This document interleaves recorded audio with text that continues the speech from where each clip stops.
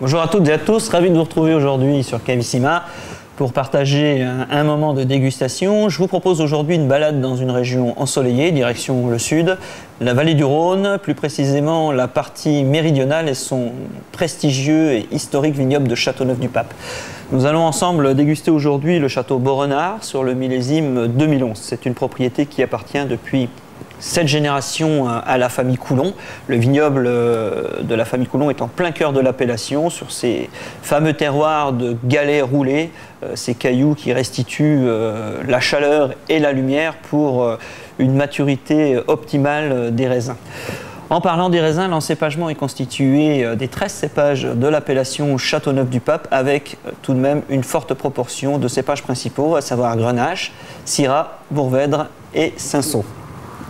Alors ce millésime 2011 est intéressant, le château de Beaurenard est en biodynamie également, en agriculture biologique, ce qui permet de profiter également de l'expression du vin même dans sa jeunesse. Alors vous pouvez remarquer que la robe est plutôt d'intensité moyenne, assez claire, ce qui est assez courant sur les vins de l'appellation Châteauneuf-du-Pape, une robe très brillante d'un rouge rubis chatoyant.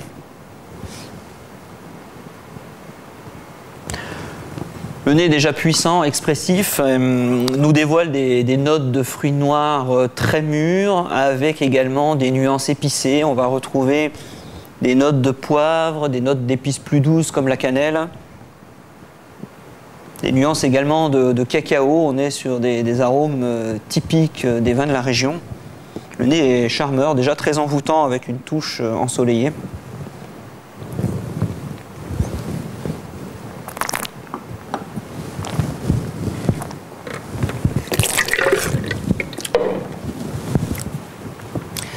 Alors la bouche est charnue, tout en rondeur. On a un vin d'une texture large, presque opulente, des tanins d'un grain très très fin, complètement enrobé par la texture et la richesse du vin. La fraîcheur apparaît dans un second temps, permet de retendre le vin pour prolonger l'expression aromatique. Alors une matière encore très dense, il va falloir là aussi un petit peu de patience. Nous vous recommandons de le déguster à partir de 2018.